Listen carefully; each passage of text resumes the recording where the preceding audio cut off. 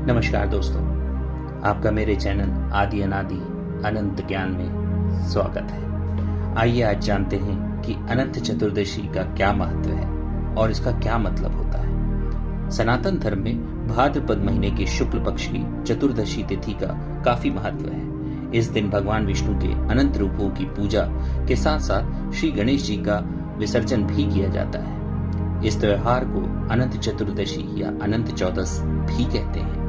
अनंत का अर्थ है जिसके ना आदि का पता है और ना ही अंत का।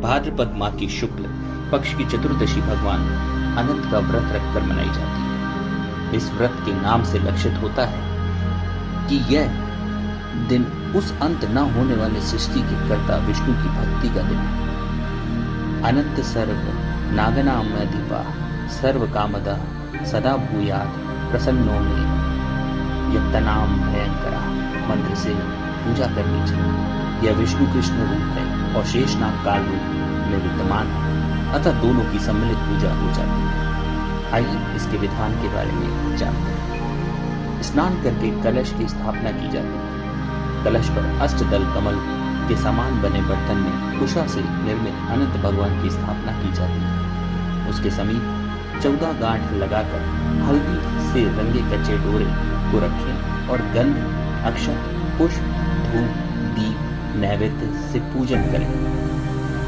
तत्पश्चात अनंत भगवान का ध्यान कर शुद्ध अनंत को अपनी दाई भुजा में बांधना चाहिए। यह धागा अनंत फल देने वाला है। अनंत की 14 गांठें 14 लोगों की प्रतीक है।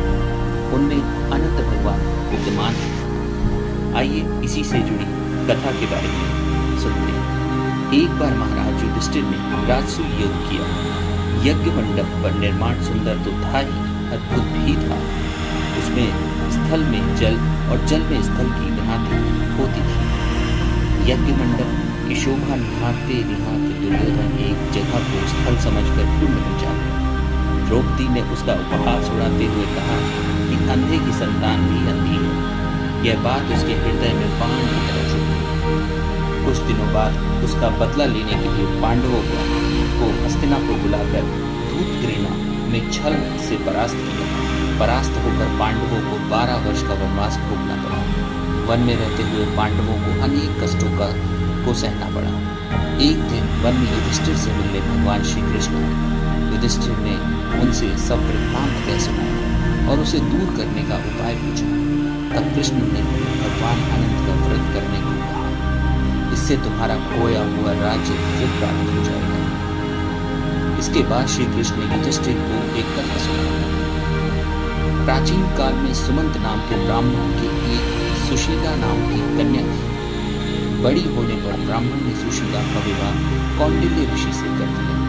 कौंडिल्य ऋषि सुशीला को लेकर अपने आश्रम को चल दिए। रास्ते में रात हो जाने पर वे नदी तट पर संध्या करने लगे।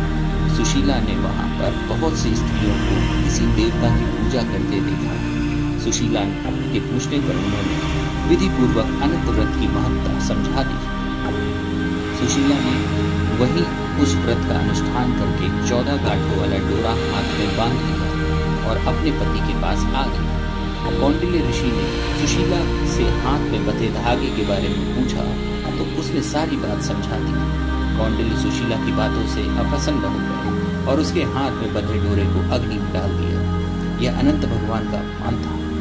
कौंडिल्य ऋषि की सुख संपत्ति नष्ट हो गई। सुशीला ने इसका कारण डोरे के जलने की बात दोहराई। पश्चाताप करते हुए ऋषि भगवान अनंत की खोज में वन में चले गए। जब वे भटकते भटकते निराश होकर गिर पड़े और बेहोश हो गए तो भगवान अनंत दर्शन देकर बोले, हे कौंडिल्य, मेरे अपमान का कारण ही तुम्हारे ऊपर यह मुसीबतों का पहाड़ टूटा है। तुम्हारे पश्चाताप के कारण मैं प्रसन्न हूँ। आश्रम जाकर 14 वर्ष तक विधि विधान पूर्वक अनंत व्रत करो, तुम्हारे सारे कष्ट दूर हो जाएंगे। कौंडिल्य ने वैसा ही किया।